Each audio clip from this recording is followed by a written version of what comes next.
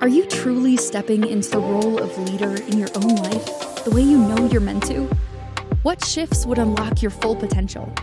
It's time to explore those answers with the host of Sacred Leadership, intuitive business coach Sherisse Alexander.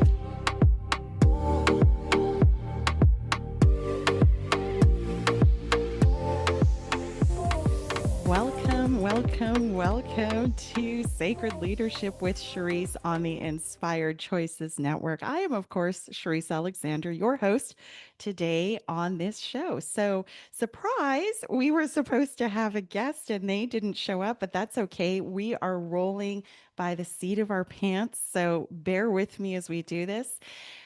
Today, what I will be talking about is maybe a little bit of storytelling and diving into a little bit more of the work that I do here in Nigeria with Watt Renewable Corporation and inherently some of the challenges that we face. So, today, what I'm going to talk about is blending forward movement in an environment, in a developing environment. So, what exactly does that mean? So, just a little bit of background about myself in case this is the first time you're joining me.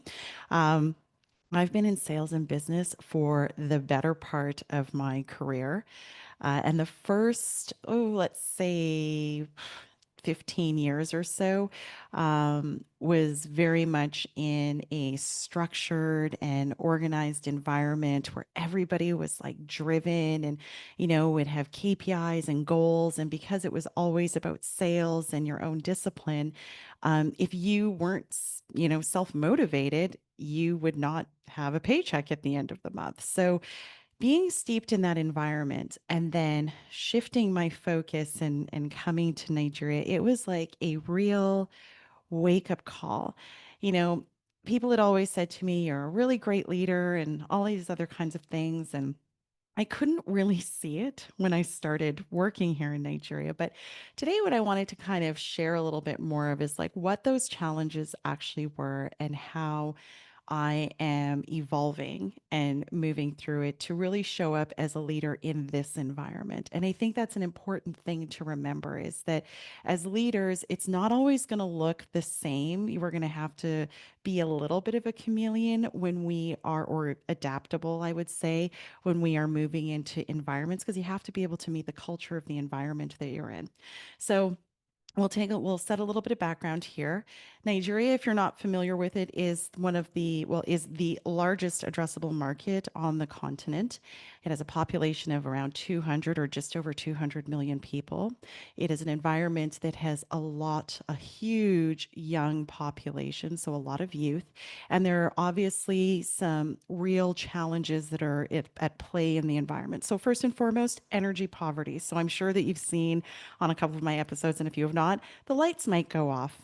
We might get disconnected, and that's because energy poverty is a real challenge here. So that's challenge number one, power.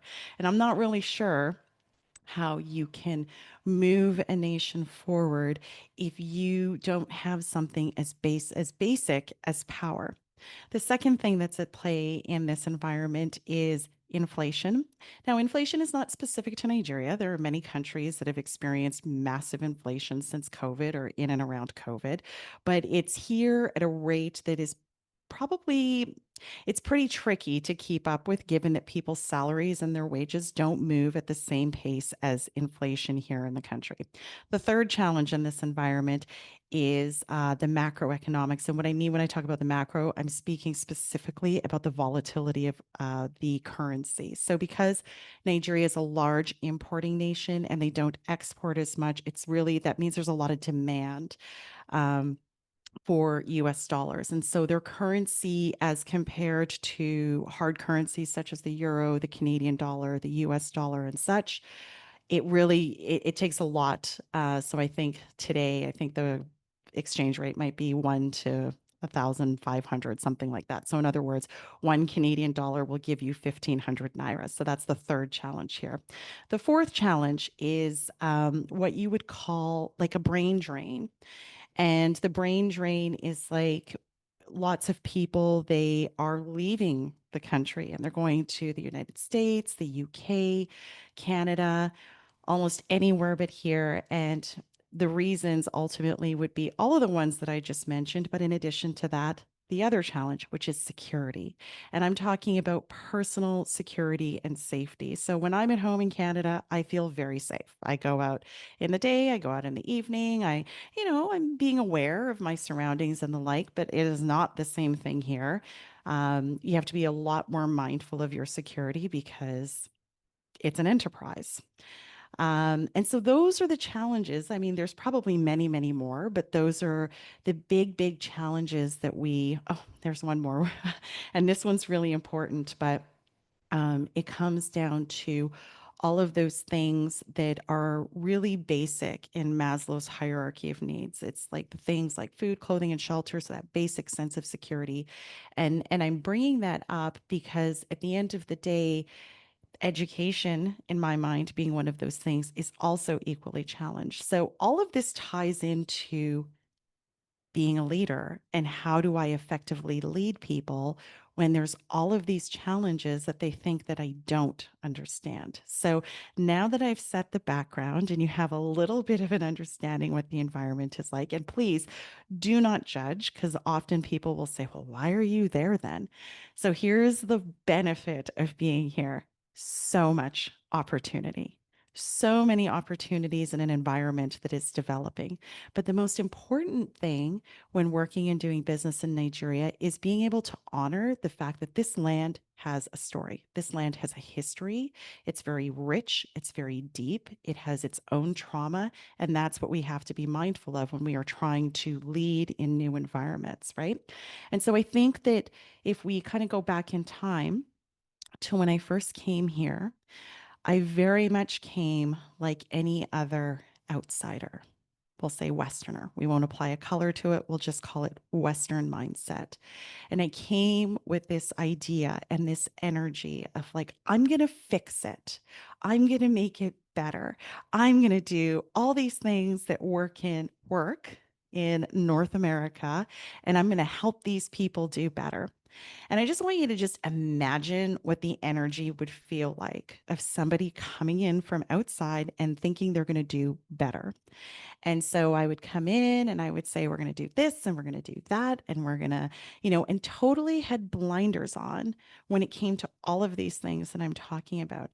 And so I struggled, and I struggled a lot because it was setting myself up for failure, and it was setting my people up for failure because I wasn't actually looking and listening to my people. I had come in with this very myopic view that at the end of the day, I must know right and I must know better. So my way must be the best way to go about doing that. And so it took a little bit of it was a little not a little, it was a lot challenging because I found that I wasn't able to get any traction. I wasn't able to really communicate effectively because, there's also, I don't want to say a language barrier, but a lot of people have definitely said to me that they don't understand what I'm trying to say. So I had to like be mindful of these things, right? And slowing down and paying attention to like all of the cues. When there's confusion in someone's face or they pause and they're trying to like process what you're saying. So once I realized that this was not working, then I took a step back and I decided to come in because I had come in originally just being very kind and very gentle and very, love and light, we'll say, for lack of putting it a better way. And that wasn't working because Nigerians, then at least the Nigerians I was working with at that point in time, they were really not who is this lady who's just loving and lighting us to death? So it wasn't effective. So then I pivoted and I thought, okay, well, maybe I need to lead in a way that they're used to. And so in my conversations with people, and I like to really ask people a lot of questions, and some people might find it offensive because I'm really kind of digging in and asking like uncomfortable questions, but I usually will try to preface it by saying something along the lines of I'm trying to understand your perspective, or I'm trying to like learn so I can really be effective in my role within the organization. And so, in my research, we'll say, in speaking with other Nigerians, a lot of feedback that I got was that Nigerians need like they need a dictator type of leader. They need someone who's very authoritative. They need someone who's like going to use more stick than carrot. Okay. I'm not actually beating people, but just in other words, being really, really firm with people or borderline maybe mean.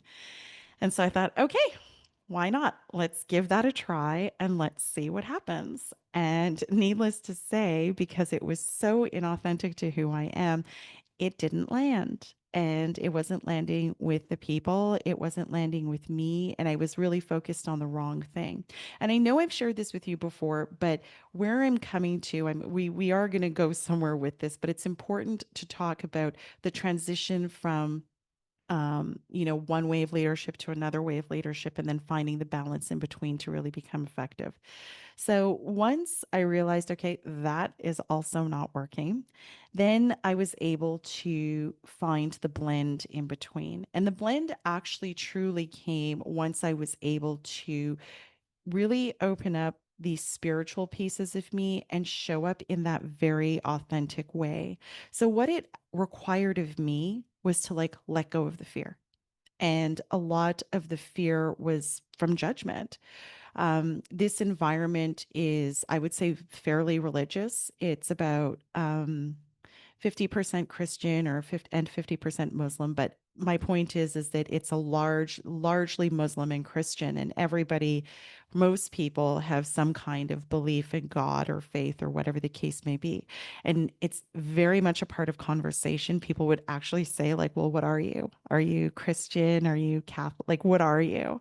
And this is the first time I've ever had to deal with people asking me so blatantly, like, what, I mean, in North America, we don't talk about religion like that.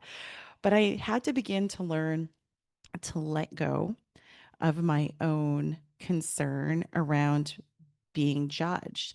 And part of that is that I was also still trying to figure it out. So how do you describe to somebody, I'm on a journey to find spirituality. I believe in God, but maybe not the God the way that you believe it. It just seemed like a lot. So what I would say instead is that I'm very spiritual. Yes, I have a strong foundation with the divine, or I would use whatever terminology fit for me. And inevitably the question would come, do you go to church? No, I don't think I need to go to church in order to have a relationship with God. But you can see how these kinds of conversations were inevitably kind of me. I wasn't setting myself apart. I wasn't necessarily judging them. I was probably feeling a little bit of judgment. But the point ultimately being is that as soon as I started to like shed the weight of my own self judgment around my journey to spirituality, that is when things really started to transform because then I was talking about it in a very authentic way. And I was talking about it in a way that was accessible and understandable. And then I was finding that I was having these very intimate conversations with my people one on one, where I could say, and we could connect over it. And I could say, yes, I'm very spiritual and these are my beliefs and so on and so forth. And I was speaking about it in such a way that was genuine to me that it kind of like naturally began to like melt some of those barriers. So when we look at that, I think the point that I'm trying to ultimately get to in telling you all of that is that as soon as I was able to begin to let go of my own masks, put my own masks down around what my faith and spirituality were, then I was able to connect with the people. And ultimately, that is the first step in leadership. Well, it's not the first step. I think it's the second step. The first step in leadership is being able to look at yourself. And so by being able to witness my own fear, my own judgment of myself, the masks I was wearing, the facade that I was putting on, these many different ways that I was trying to show up that were not authentic to me. That was the first piece, witnessing myself.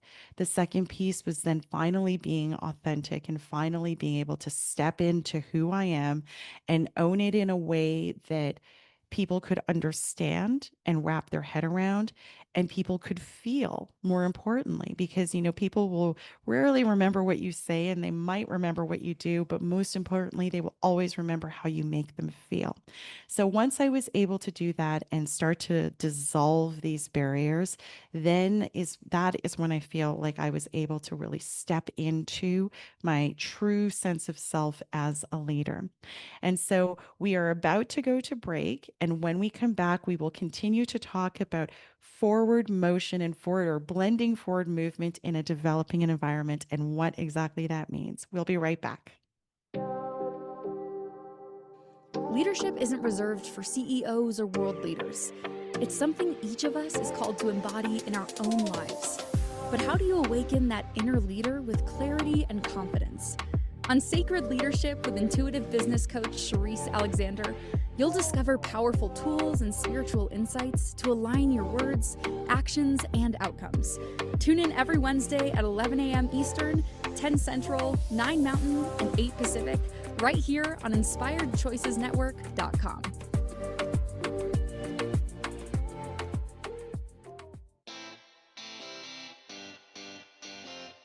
Are you a subject matter expert? Are you here to share your expertise with an audience waiting to hear from you in only the way you can deliver? Are you ready to have your voice amplified across the airwaves? Inspired Choices Network has a global radio platform streaming to millions of people across the world. Professionally produced and supported by an accomplished team every step of the way, you can broadcast from anywhere in the world, knowing your voice matters, and we ensure it is delivered with ease and efficiency. Eager to hear your message, the world awaits. Contact us today to become an Inspired Choices Network radio host. Email become a host at inspiredchoicesnetwork.com. This is Sacred Leadership with Sherisse Alexander. To participate in the program, join the live studio audience in our chat room at inspiredchoicesnetwork.com. You can also send an email to Sherisse at pavitraleadership.com. Now back to the program. Welcome back, everyone. My name is Sherisse Alexander on Sacred Leadership with Sherisse on the Inspired Choices Network. And today our show topic is blending forward movement in a developing environment. In the first segment, I was laying the background and the foundation around some of the challenges that are inherent within the environment that I work in. And hopefully, as a leader, you can take some of what I'm sharing with you today and utilize it in your own journey as a leader. But just to give you a little bit of background for those of you that are just joining us, I've highlighted some of the very obvious challenges within Nigeria, from economics to poverty to power challenges, healthcare, education, all of these other kinds of things. But I've also said that there are several opportunities, and that is truly the beauty of being here and working here in this country. So getting back to how we can blend forward movement in a developing environment, it first required me to really identify what my genuine leadership style was, not faking it till I make it, but really beginning to shed my own masks and my own facade so that I could show up very authentically. And once I began to do that, what I recognized is that people were really starting to hopefully understand who I am, and really coming from a very heart-centered space. So none of that has changed. So when I look at the challenges that are inherent, and I think maybe one of the biggest ones that I found is that I didn't feel like people really understood me. And when you're in an environment such as this, when everybody is trying to like hustle and grind and just kind of thug it out, um, I think meeting someone like me, there were a lot of questions around whether or not I understood what their challenges were. And so I think what I started to do was, not I think, but what I did start to do was I started to really step into a place of being empathetic and understanding that you have to meet people where they are. And that while I might be able to explain these very abstract ideas, if you're not there, you're not going to understand exactly what I'm trying to say. And so when we would be talking about, for example, my people would be, talking about the challenges of how expensive things are. And it was never to be dismissive of what it was that they were experiencing, but it was to help them understand that the challenges that you're seeing are not specific to this environment. The challenges that you have in terms of the cost of living are on a global scale. And we as an organization are trying to do everything that we can to meet you with, to help your dollar go a little bit further. So the point I'm trying to make is empathy. And so when we can move and shift ourselves into a place of speaking from a place of understanding because we're experiencing it ourselves. And for any of you who are listening who are outside of the African continent, you know that inflation, as an example, is something that is it's a global thing, but so you can speak to it, right? So empathy would be the first thing that I do. The second thing that I would often do with my folks is coaching. In fact, yesterday I was sitting with a young lady in our finance department. She has all kinds of potential, and so I'm just having a candid conversation with her, just a casual conversation, and we're talking about things like I asked her. I said, "Well, what do you want to do? You're doing this particular role in the finance department. Where do you want to take that?" And she was giving me an answer that was very surface. But I kept asking the same question, which was, okay, is there more? Because I think you have more in you. What else is there that you want to do? What lights a fire in your belly? You really want to get out of bed and like do invoicing all day? Like what else do you want to do? And my point is like I kept I was using part of my intuition here because I was feeling into the conversation, and the conversation was telling me that there was more that she wasn't even scratching the surface on. So, what I try to do with my people in this environment is really coach them and ask them questions that really get them to start thinking about their life, and not just in the context of the business, but in the context of, where is it that you want to go? If you're young, 25, 30 years old, and you've got your whole career ahead of you, what's your 3-year plan? What's your 5-year plan? What do you see yourself doing? Like, how can I help you get there?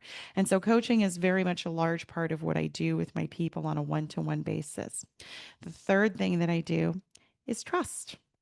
And as you've heard me say on this show before, I have an open door policy, but people don't always trust that that is truly what I mean. So recently we did a like an employee satisfaction survey, and we tried to design it in such a way that people could be as honest as possible without fear of there being punishment or some kind of negative consequence. And so, yes, I could still figure out based on the responses who was saying what. But the reality is that I really want to know. And I think that's part of where the misunderstanding comes from, is that maybe people are used to a certain leadership style in this environment. And so having somebody who is not going to retaliate might not be part of the experience. But I understood that. So, because I understood that there's a specific leadership style here that people are used to or have been conditioned to, they were really very reluctant to have anything open and honest to say. That being said, I feel like people were as honest as they feel like they could be. And that was only because we've created or begun creating this environment where there is more trust that it's going to be okay for you to be open. And obviously, with a lot of this does happen in a one-to-one environment because I have an open door policy. I welcome people to come in. So regardless of if the people are struggling with something work related or if they're struggling with something that's personally related, I'm always encouraging them to like come and share whatever's heavy on your heart. You're human, I'm human. Sometimes we just need the support of the people around us to get through the day. And that's ultimately what I think one of my roles as a leader is really humanizing the experience and remembering that my employees, my staff, they're just people. Now, all of this, of course, happens with communication. And communication, as I've said on previous episodes, it's many, many different layers, right? There's obviously the vocal, like the verbal communication that happens. There's the nonverbal with the body language. There's the energetic communication that happens. And so I consider myself to be fairly emotionally aware and pay attention to those things. And when I see those things show up in communication with people, I don't ignore it. I will call people out on it. I will say things like, I can see that you're having a response to something that I said, or it feels like you want to say something. Share, tell me what's on your mind. This is meant to be a dialogue, not me telling you what to do.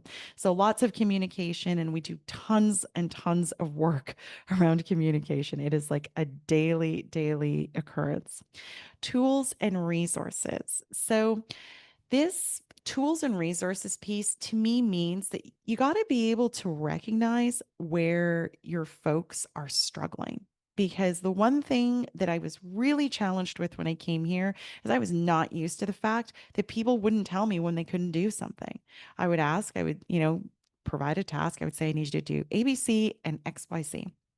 And I would say, "Do you understand?" And they would say, "Yes, I do." And then they would go. And this actually happened very recently. I asked someone to do something for me, and I thought I was pretty clear. Asked, "Do you understand what I'm asking for?" "Yes, I do." Off they went.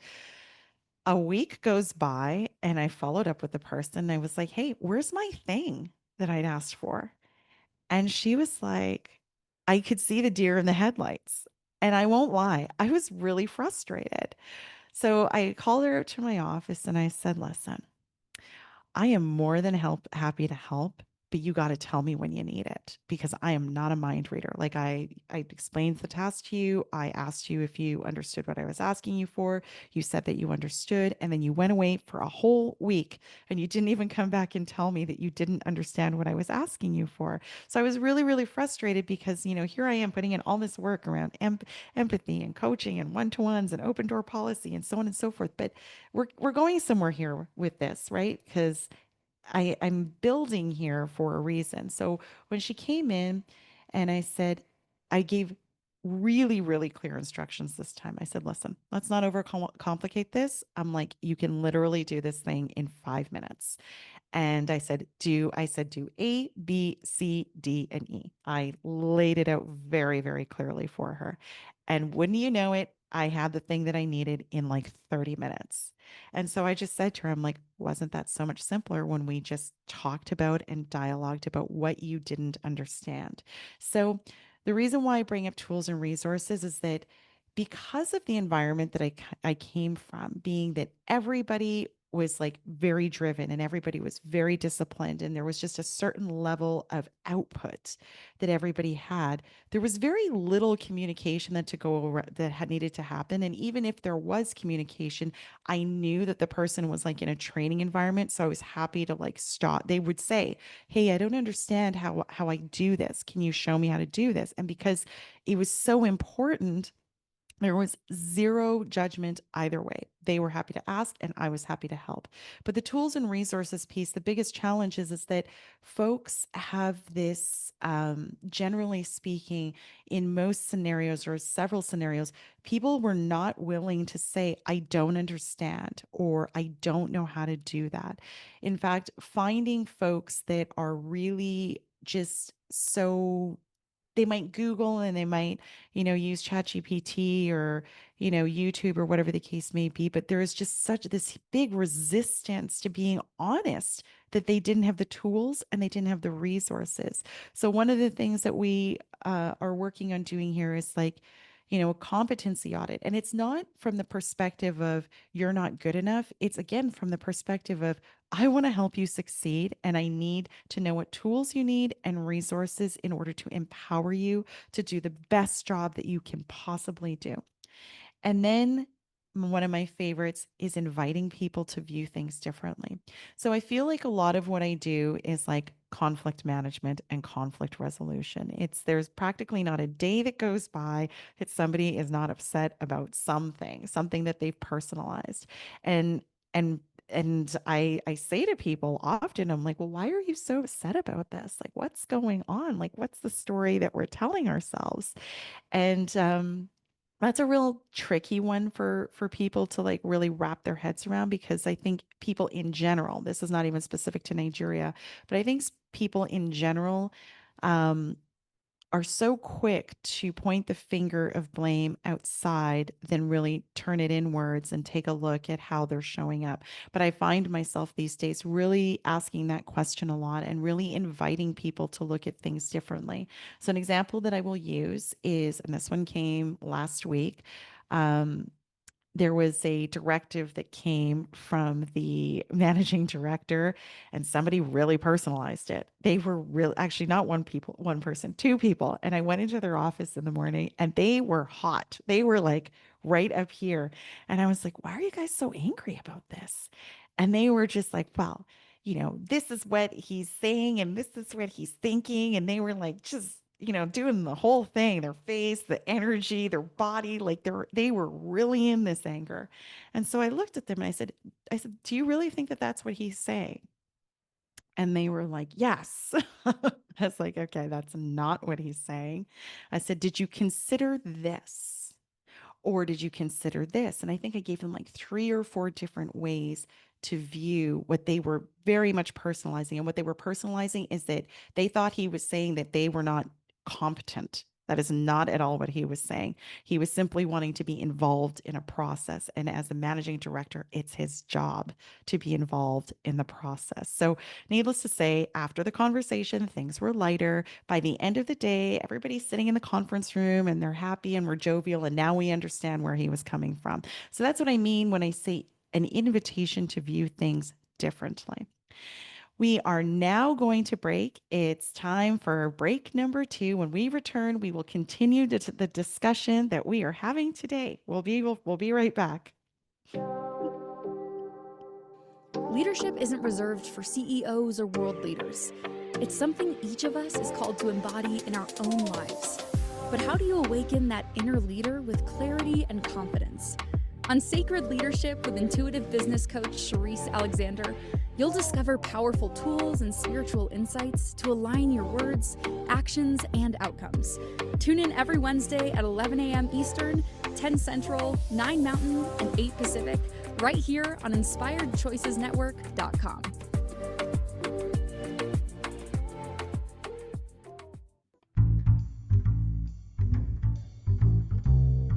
How wonderful would it be to carry your favorite Inspired Choices Network host with you throughout your day? Well, now you can. Inspired Choices Network now has its very own mobile app. Our free app offers live streaming shows, along with thousands of podcasts and TV episodes. Our shows cover a wide variety of topics. Whether you're waking up with us, carrying us through the day, and taking us to bed with you, we're always here for you to enjoy. We're easy to find. Just search for Inspired Choices Network in the Apple App Store or Google Play Store. This is Sacred Leadership with Sherisse Alexander. To participate in the program, join the live studio audience in our chat room at InspiredChoicesNetwork.com. You can also send an email to Sherisse@pavitraleadership.com. Now back to the program. Welcome back to Sacred Leadership with Sherisse on the Inspired Choices Network. My name is, of course, Sherisse, and today we are talking about blending forward movement in a developing environment. So, in the first and second segments, we talked about some of the challenges that are very real and on the ground in Nigeria. And in the second segment, I talked more about some of the things that I try to do on a daily basis. And those things are things like empathy and coaching, trust building, one to ones, communication. And we were talking, just leaving off with tools and resources. So, and invitation to view things differently. So, I ask a lot of questions and I really try to encourage my people to move into empathy, the ability to see things from other people's perspectives and not really personalize things so much, because this is work. There's a time to be personal, and that's not saying park your personal at the door. That's just saying there's a time when you could personalize things that people are saying, but more often than not, it's really about getting things done. So there's just a couple more things that I wanted to cover, and this one is a huge one, and I really, really needed to learn how to do this, and that is the art of non-judgment. Now, let's be honest. We judge things all the time. Right, wrong, good, bad, positive, negative, like all kinds of things. We are constantly judging. And when I started working in this environment, I realized that like I was no different within the judging. I was judging like any number of things, right? Like just pick anything and I was judging it. And what really actually helped me to begin to move out of judgment was I read a book by Gabby Bernstein. It was called The Judgment Detox. And it really, there's the obvious judgments about good and bad, but there's also when we are judging and the recognition that sometimes when we're judging people or situations, we're actually, in fact, judging ourselves. And so once I really started to pay attention to the judgments that I was making in any number of circumstances or situations, it made it a lot easier to witness it and to make a decision to like not judge or to like really turn that situation, on a multitude of different platforms so I could really understand what was going on. And the reason why the non-judgment piece is like so important here is because how can I begin to help people not judge if I'm constantly doing it myself?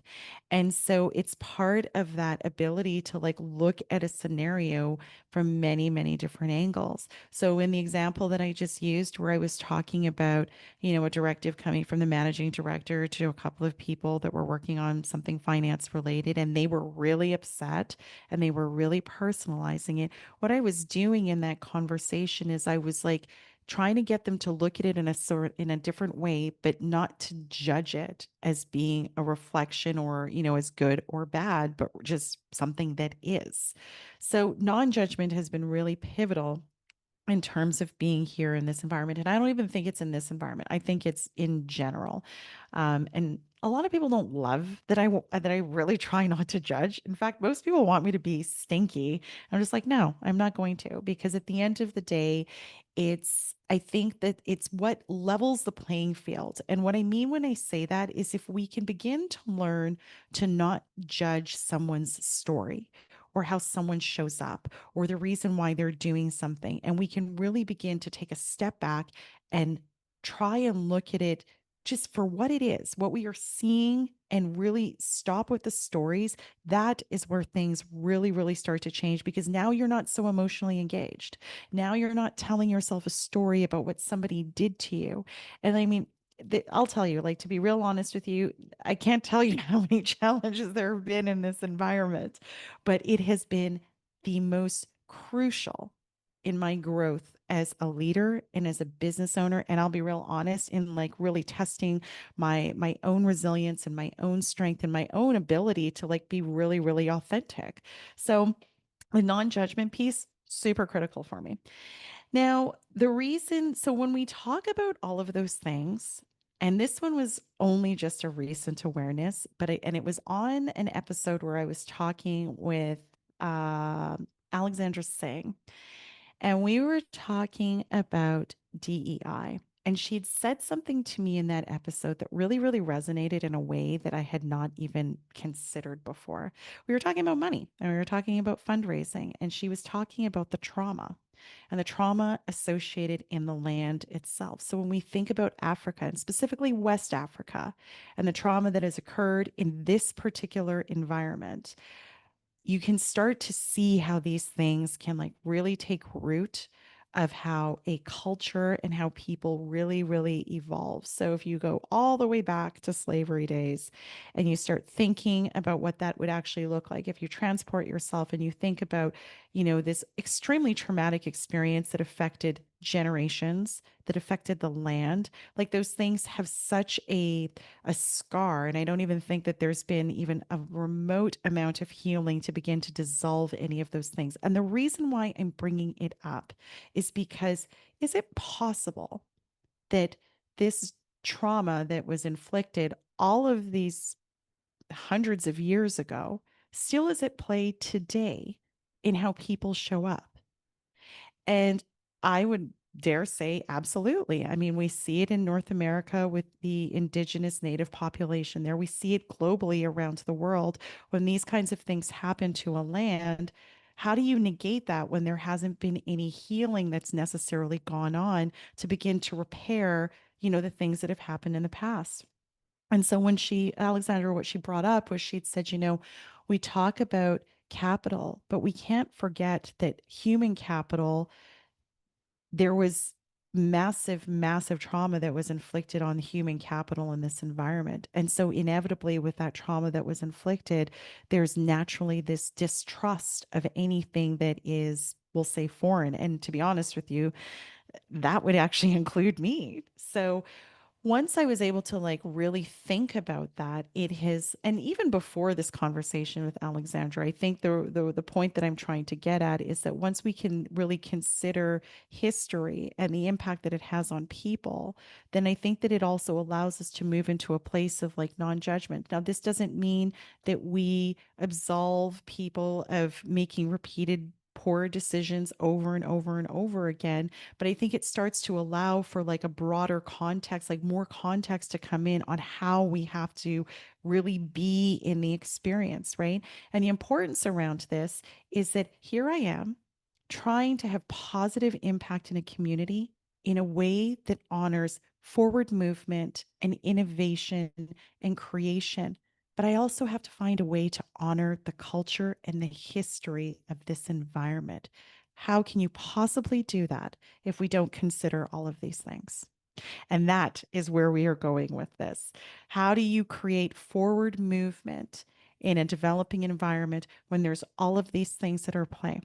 And so once I was able to really like expand or really wrap my head around this idea, well, now you look at every scenario a little differently or a lot differently because you can almost see the trauma and the stories at play in almost everything that happens on a daily basis. You can hear it. If you're listening for it, you can absolutely hear it.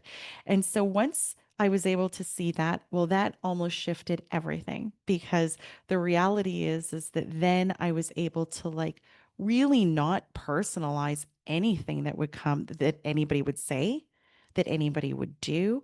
That doesn't mean that there wouldn't necessarily be hurt or pain with any of the things that might have happened in this experience all these years. Of course, I'm human. I do feel. But at the same time, what allowed me to really come out of it quickly was the awareness of like, you know, hurt people, and they hurt people, they say things or they do things, or there's not even necessarily a conscious awareness that like, oh, I might have something that is like lingering from the past that hasn't even been dealt with. And how do you even begin to like be upset with somebody in that scenario when there's not even this conscious awareness? So all of these things that I talked about with empathy and coaching and trust and one-to-ones and communication, non-judgment, the tools, the resources, all of this stuff are all the tools that I really try to employ whenever I possibly can to begin to open up the dialogue and to begin to bring about a different way to look at things, to begin to help people to heal their own trauma, to tell themselves a different story, to not show up as a victim in their own life. And those are obviously conversations that I'm asking people, like you're capable of doing this thing. Why are you keeping yourself shackled? Who's telling you that you can't do this thing? And so ultimately it's having that awareness that has really allowed me to just really honor that there's things that we have to kind of peel back the layers on and take our time with and be very, very delicate in how we move things through this. And somebody had said to me once, and I don't know if it was a compliment or if it was an insult, I won't personalize it, but what the person had said to me, and I thought it was such a real and such an authentic thing to say, but it was someone from here in Nigeria, and they'd said to me, for those of you that are more evolved, we need you to be patient so that the rest of us can catch up. And it literally was like a call to action to me. It was like saying, it sounded so much like, I see you, I get what you're saying, I understand, but I don't know how to get there. So if you can just be patient and work with me, then I'm coming. I'm coming to meet you with where you're at because I can see what you're trying to say. I just don't know how to do that. And that reminds me of one more thing. Patience. This is not an overnight process. It takes time and it takes loads of empathy and loads of compassion in order to be able to like not get frustrated and torch the whole thing to the ground. And trust me, there have been frustrating days, but that's for another conversation. So if you are enjoying this show, please give me a 5-star review on iTunes. I will be very grateful, and this would assist in getting the information out to those that need it. We are going to our break, and when we get back, we will continue this conversation. Leadership isn't reserved for CEOs or world leaders. It's something each of us is called to embody in our own lives. But how do you awaken that inner leader with clarity and confidence? On Sacred Leadership with intuitive business coach Sherisse Alexander, you'll discover powerful tools and spiritual insights to align your words, actions, and outcomes. Tune in every Wednesday at 11 a.m. Eastern, 10 Central, 9 Mountain, and 8 Pacific, right here on InspiredChoicesNetwork.com.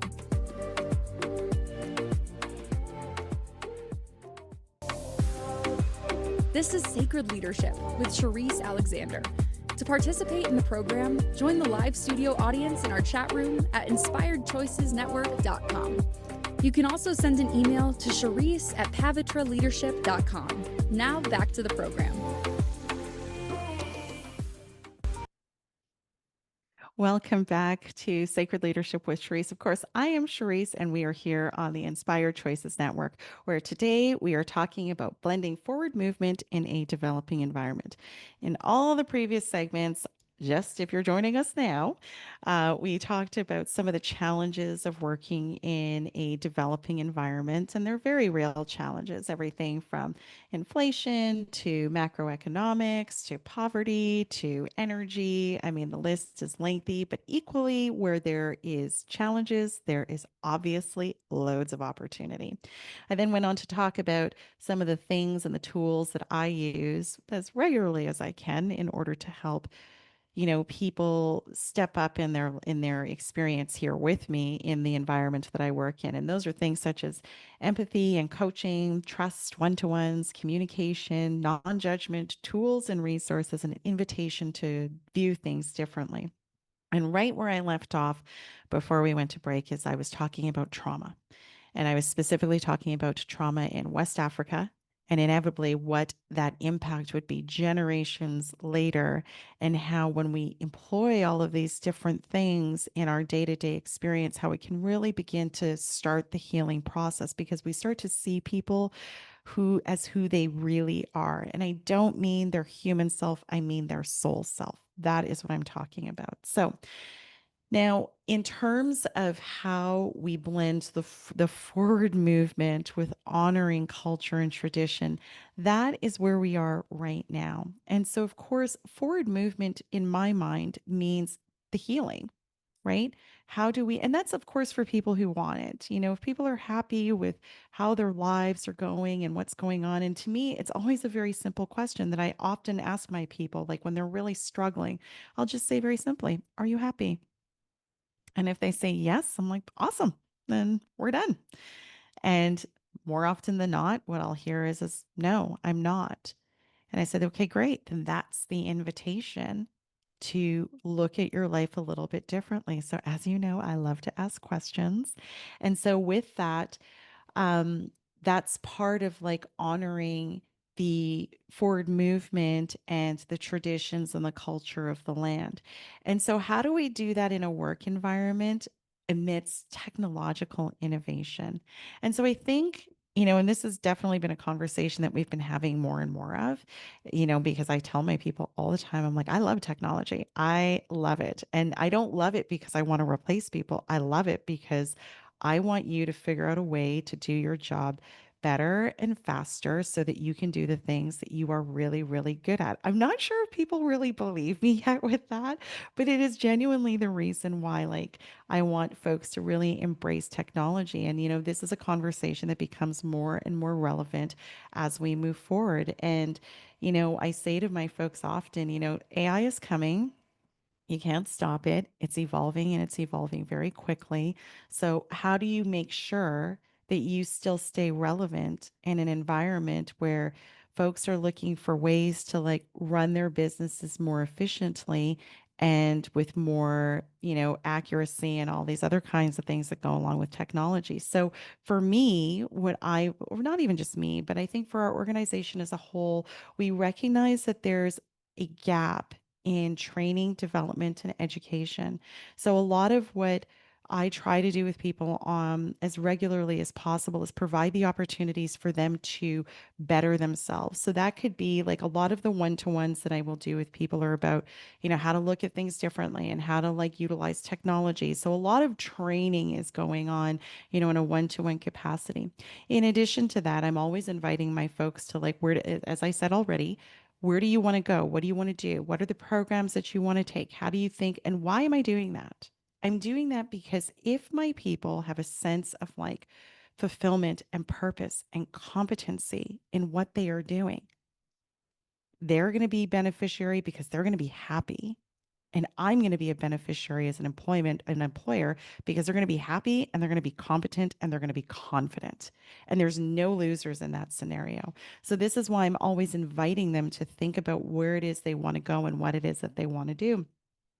And then in addition to that, I'm constantly giving people like, read this book, read that book, try this, try that. So there's a lot of coaching that goes on a daily basis. But I also honestly think that it's how we let them know that there's so many different ways to show that you care. There is this somewhat of an idea that, and some people might not love that I'm going to say this, but I'm going to say it anyways. I think there's somewhat of an idea that your government should take care of you. I'm not disagreeing. Your government should take care of you. They should. But what happens when they don't? And I had a guest on here a few weeks ago that was talking about the education system. And so, what I've said to other members on our team over the last year is like, listen, if we want employer or employees that are like going to meet the muster of what it is that we need, we can't rely on it to be coming from like outside of here.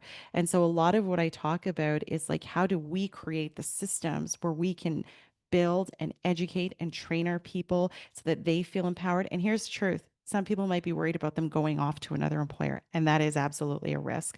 But I'm not worried about those things, because if I take really good care of my people and I really empower them, there could be a sense of loyalty where they actually want to stay and utilize all of those tools and resources that we gave them, that empowerment that we gave them, that confidence that, well, we didn't give it to them, but you get my point, is that we helped inspire within them so that they want to continue to pour it into the cause of what it is that we're doing. And really, at the end of the day, what we're doing is we're electrifying communities. That is what we are doing. We are keeping people connected with the work that we do. So, as we are getting down to the end of today's very impromptu show, I just want to recap what we have talked about here today. The topic of today's show was blending forward movement in a developing environment. And to open today's show, I talked about all of the inherent challenges, which we could literally probably do an entire episode on each one of them. But I talked about things like inflation, volatile security, poverty, energy challenges, education, healthcare, all the things. I then went on to share all of the things, not all of the things, but a lot of the things that I try to do with my folks, which is communication, trust building, empathy, training and development, trying not to be judgmental, really honoring the land and the trauma that has occurred here. And realistically speaking, how can I prepare my people for the fact that technology is coming or is here? So, how do I help them wrap their arms around it and equip themselves with enough education, information, and tools and resources, skills, so that they can be really effective and have a sense of confidence so that they can do, or they can show up as their very best selves in their lives, so leaders in their lives, and also leaders within this organization, and help us achieve what it is that we are looking to do. So, that is, in summary, everything that we discussed today about blending forward movement in a developing environment. And I hope that today you were able to understand a lot more about what it is that we do here in this environment, and the work that we do here. So, if you are enjoying the content that I am bringing you week on week, please share that. You can email me at Sherisse at pavitraleadership.com. That's SHERISSE at PAVITRA leadership.com. If you're interested in being a guest or you have ideas for content, I would love to absolutely hear from you. And I should also let you know that shortly the website will be live. I'm very, very excited about all of the things that are coming with Pavitra Leadership in the upcoming weeks. Yeah. Additionally, if you enjoyed today's show, I would love if you could give me a 5-star review on whatever platform that you are watching from. So, thank you so much for joining me today on Sacred Leadership with Sherisse on the Inspired Choices Network. And until next time, take care.